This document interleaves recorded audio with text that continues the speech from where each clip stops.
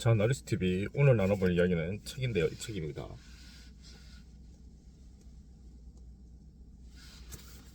다시 그림이다라는 책인데요. 마틴 게이퍼드라는 사람이 지었는데 데이비드 호크니와의 대화라고 되어 있습니다. 데이비드 호크니는 이 미술가고, 이 데이비드 호크니와 마틴 게이퍼드라는 이 사람이 서로 대담을 한 내용을 적은 책입니다. 그래서 실질적으로 이런 뭐 그림들, 미술 작품 그림들이 있고요. 이거는 피카소인데. 아무튼 여러 작품 그림들이 많이 나옵니다. 이런 것들.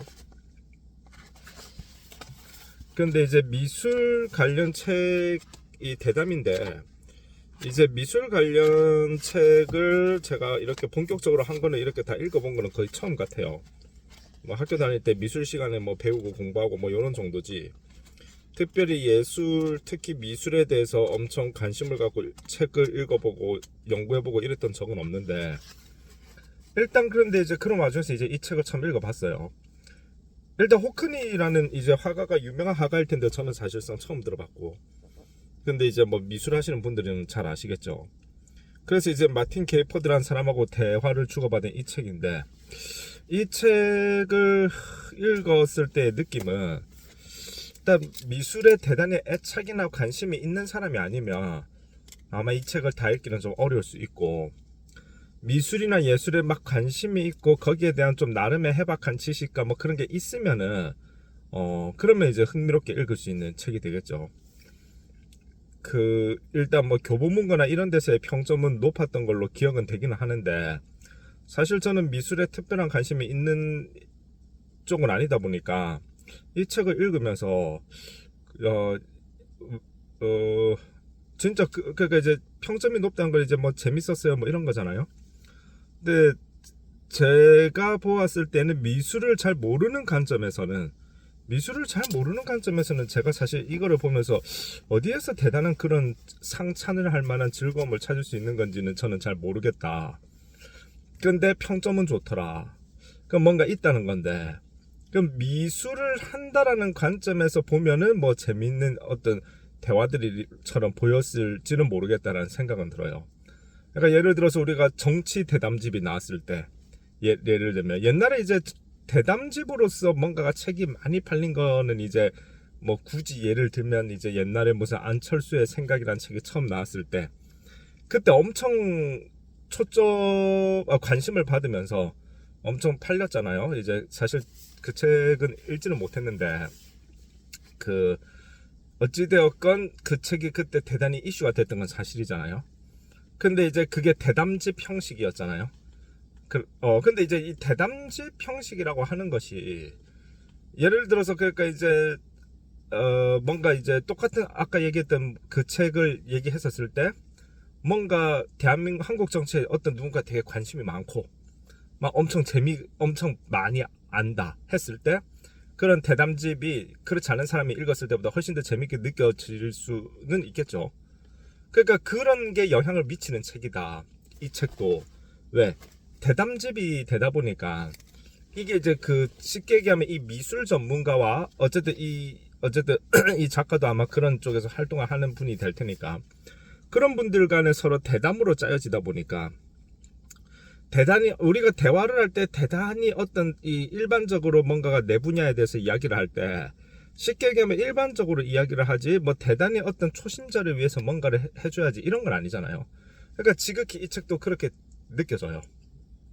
그래서 아마 그게 재미있다라고 그렇게 평점 다신 분들은, 제가 봤을 때는 나름 그래도 미술에 나 미술에 대해서 좀 알아, 이런 분들이실 것 같고, 저같이 초심자나 관심이 없는데 이걸 읽음으로써 흥미를 한번 끌어내볼까? 라고 해서 읽어봤을 때에는 일단은 이분이 그리는 그림 스타일도 제가 그렇게 좋아하는 스타일은 아니고, 그 스타일이 있더라고 하긴. 그런데 저는 이제 뭐 고흐 같은 그림을 좋아하니까요.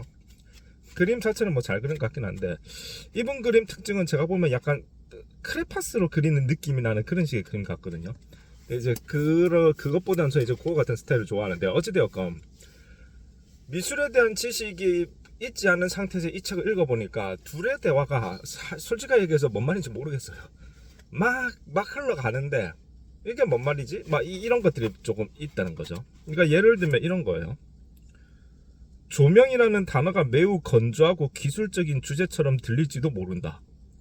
그것은 일반적으로 비평에서 거론되는 연극이나 전시의 중요한 측면은 아니다. 조명이 훌륭하다 해도 보는 이는 그 점을 알아보지 못할 수도 있다. 우리는 주제나 극의 내용인 드라마에 초점을 맞추곤 한다. 그러나 호크니는 사진, 풍경화, 오페라, 무대, 미술과 같은 다양한 분야의 미술에 조명이 중요하다고 생각한다. 뭐 그런 건데 지금 이 내용은 그래도 조금 들어보면 사람이 조명을 중요하게 생각하는구나 정도까지는 또 조금 더 조금 이제 더 쉽게 쓰여졌을 수도 더 쉽게 쓸 수도 있었을 텐데라는 그런 아쉬움은 있지만 어쨌든 조명이 중요한 갑다 요거까지는 또 어느 정도 생각할 수 있다 치더라도 예를 들어서 무대 디자인을 통해 게이퍼드가 하는 말입니다. 이거는 무대 디자인을 통해 당신은 꾸준히 자연주의에서 탈피해온 것으로 보입니다. 이렇게 나와버리면은 이 호큰이라는 사람이 무대 디자인을 통해 꾸준히 자연주의에서 탈피한 것으로 보인다는 말을 했는데 그럼 궁금하죠. 자연주의가 뭐지? 이렇게 되는 거죠.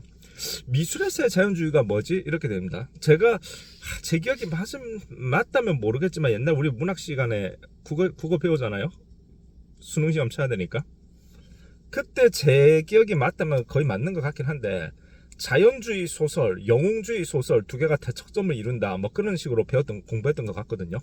그래서 자연주의는 이를테면 토머스 하디의 테스라던가 그 다음에 김동인의 감자는 염화주의였나?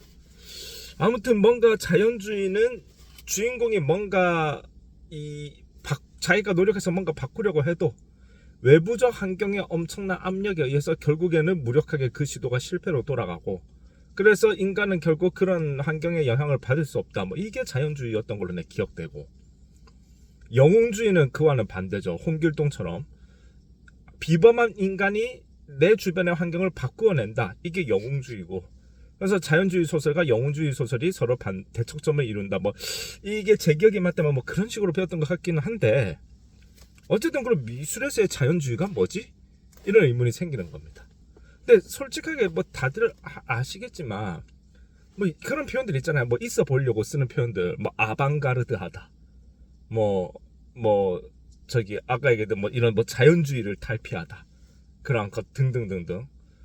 아무튼 그런 것들이 정말 우리가 막상 그게 뭐지 하고 하면은 그닥 그렇게 속 시원히 설명해주는 사람을 만나기가 어렵다.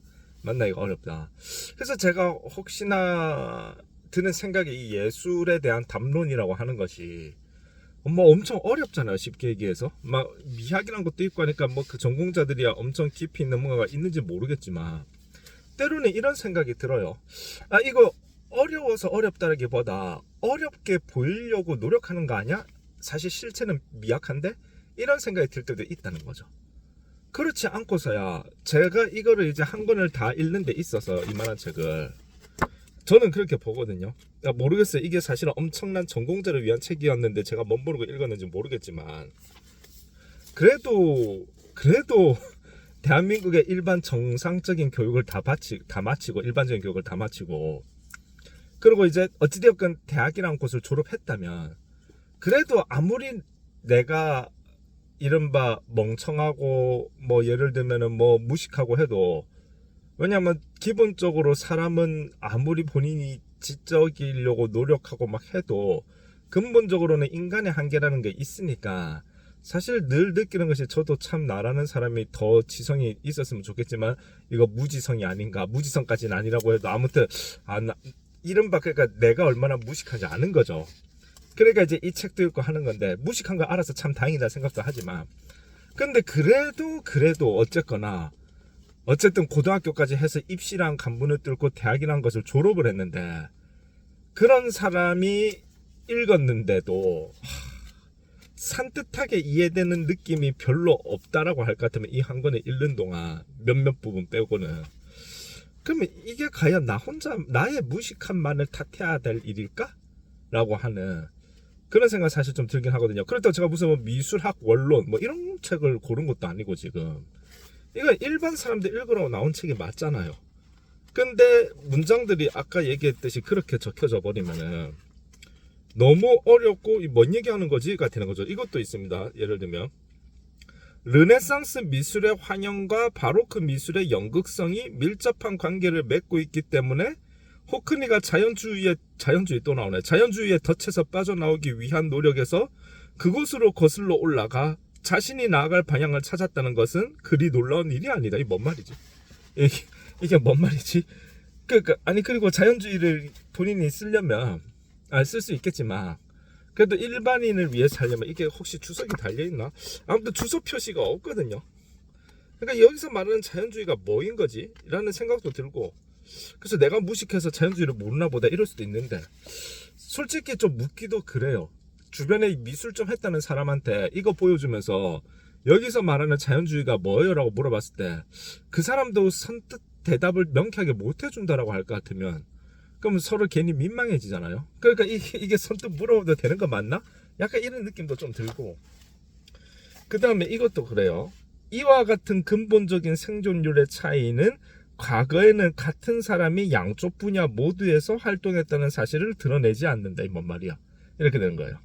이와 같은 근본적인 생존율의 차이가 있는데 어떠한 거에 생존율의 차이가 있는데 그것이 과거에는 같은 사람이 양쪽 분야 모두에서 활동했다는 사실을 드러내지 않는다. 그러니까 같은 사람이 양쪽 분야 모두에서 활동을 했는데 한 게 사실인데 근본적인 생존율의 차이가 그 사실을 잘 드러내지 못한다라고 지금 쓴 문장인 것인지 혹은 이와 같이 근본적인 생존율의 차이는 과거에는 같은 사람이 양쪽 분야 모두에서 활동했다는 사실을 드러내지 않는다 이 말이 이 근본적인 생존율의 차이가 과거에는 같은 사람이 양쪽 분야 모두에서 활동한 적이 없다는 사실을 뜻한다는 것인지 또 애매모호하죠. 그러면 앞문장 뒷문장을 더 읽어보면 뒷문장을 더 읽어보면 이해될 수 있지 않느냐. 뒷문장 더 읽어보겠습니다. 원근법에 대한 인상적인 초창기의 설명을 창안해내고 15세기 초에 피렌체 대성당의 도움을 건축한 초기 르네상스 건축가인 브루넬리스키 역시 소리아빛 화려한 환영과 음악으로 이루어진 구경거리를 고안해냈다. 그러니까 그 다음 문장이에요. 아무튼 이해 안 되죠? 그래서 이런 부분들이 좀 있다. 근데 모르겠어요. 제가 미술사에 대단히 해박하다면 방금 그 내용이 뭘 뜻하는지 더 정확하게 알았을 것이고 그러면 이 책은 훨씬 더 재미가 있었을 것이고 그러면 여러 가지 교보문고의 평점이 높은 것처럼 와 재밌었어요 라고 저도 쓸 수 있었을지는 모르겠지만 어찌되었건 일단은 미술을 잘 모르는 관점에서 한번 읽어볼까라는 느낌으로 썼을 때는 대담의 내용들이 조금 해석하기 어려운 부분들이 좀 많이 있었고 그러나 그 와중에도 쉽게 이해되는 부분도 있기는 있어요. 그런 게 전혀 없다는 건 아닌데 대체적으로는 제가 봤을 때는 이 책을 좀 즐기려면은 진짜 그 댓글 다는 사람들이 느꼈던 그 감동이나 즐거움을 느끼기 위해서는 제가 봤을 때는 딱 입문서로 읽기에는 모르겠어요. 제가 워낙 무식해서 그런지는 모르겠는데 좀 어렵다. 물론 그래도 그런 것도 있긴 있습니다. 이렇게 보면은 또 이 부분에 어떤 한 부분이 있긴 있는데 근데 그 얘기까지 지금 해보면 너무 길어져 버리고 어찌되었건 일정 부분 통찰력을 주는 부분이 있긴 있는데 아무튼 제 기준에서는 사실 저는 미술의 문외한이 맞거든요. 그렇게 미술 보는 거 좋아하고 그런 거 아니거든요. 대학교 때 후배들이랑 추상화전 한번 보러 갔다가 눈이 아파. 추상화는 뭐가 그렇게 알록달록한 작품들이 계속 나오는지 진짜 눈이 아프고 머리가 아파서 잠시 쉬었다가 보고 했던 기억이 있는데 어찌되었건 좀 어렵더라. 그리고 어쨌든 무슨 말을 하겠다는 건지 이해되는 부분도 좀 있기는 한데 이해 안 되는 부분이 더 많더라. 근데 그러다 보니까 근본적으로 갖는 의문이 그래도 내가 아까 얘기했듯이 그래도 고등학교 잘 졸업하고 대학교까지 잘 졸업했는데 아무리 내가 미술을 모른다 한들 이렇게까지 이해하기 어려워서야 하는, 이게 혹시나 너무 이분들께서 너무 현학적으로 하시는 것이 아닌가? 이 담론을? 그러니까 뭐 현학적으로 가져간다는 것은 과연 실체가 진짜 강하게 있어서일까? 약간 선문답처럼 느껴지거든요. 그러니까 이런 느낌. 야, 너 어디 살아? 이렇게 하면은 나 어디 살아요. 이게 답이잖아요. 너 어디 살아? 우리에게 있어서 삶이란 건 매우 중요하다고 생각합니다. 삶의 거주 형태는 이러한 것들이 있는데, 제가 보았을 때는 그래도 예전에 이야기했던 어떤 배산임수라는 관점에서 본다라고 할 것 같으면, 물론 이것은 너무 풍수지리적이긴 하겠지만, 그렇지만서도 요즘 21세기에도 그러한 것들은 우리 삶에 강력한 영향을 미치고 있고, 그러한 것들을 감안하면서 사는 것이 매우 중요하다고 저는 생각합니다. 이런 식의 답변처럼 느껴진다는 거죠. 뭔가 대단히 어렵고 복잡한 것 같은데 정작 너 어디 살아에 대한 답을 한 것이 맞나? 이런 의문이 드는 거죠. 그런데 그것이 제가 미술을 잘 알면은 조금 더 명쾌하게 얘기할 수 있겠지만, 잘 모르다 보니까 제가 무식해서 이해 못하는 것일 수도 있어서, 나 어찌되었건 근데 미술 작품들 많고, 그래서 제 느낌에 이런 생각은 들어요. 조금 미술에 대해서 잘 아는 사람, 그리고 이 호큰이라는 화가를 나는 좀 알아, 나 이분을 좋아해, 이분의 작품 세계를 좀 알아, 이런 분들이 보면 아마 재밌을 거예요. 아마 그런 분들이 댓글을 다셨을 것 같아요. 굉장히 재밌다고 평점이 좋았던 걸로 제가 기억에 남거든요. 왜냐면 제가 미술을 잘 몰라서, 아무래도 모르면 약간 그런 거에 영향을 받아서 처음엔 접근하게 되잖아요. 나중에는 나만의 기준이 생겨서 내가 책을 고르면 되지만, 처음엔 그렇게 입문하잖아요, 처음에는. 그런데 그래서 어쨌든 완전 문외한이 읽기에는 조금 어려울 수 있으니 그 부분을 감안하고 이 책을 보셔야 된다. 근데 제가 봤을 때 미술을 좀 아는 분이 읽으면은 아마 제가 놓친 수많은 부분에 있어서의 뭔가 통찰력을 얻을 수 있는 그런 내용들이 많이 담겨 있을 수 있어요. 그래서 아마 그런 분들한테는 아마 재미있는 책일 수 있다라는 생각은 듭니다. 그래서 어쨌든 미술 관련 책도 제가 조금 더 읽어보고, 제가 미술에 대해서 더 많이 알게 된다면 이 책에 대한 관점도 분명히 좀 달라질 수도 있다, 이런 생각은 듭니다. 그렇다고 뭐 아예 못 읽겠다 뭐 이런 건 아닙니다. 네, 감사합니다.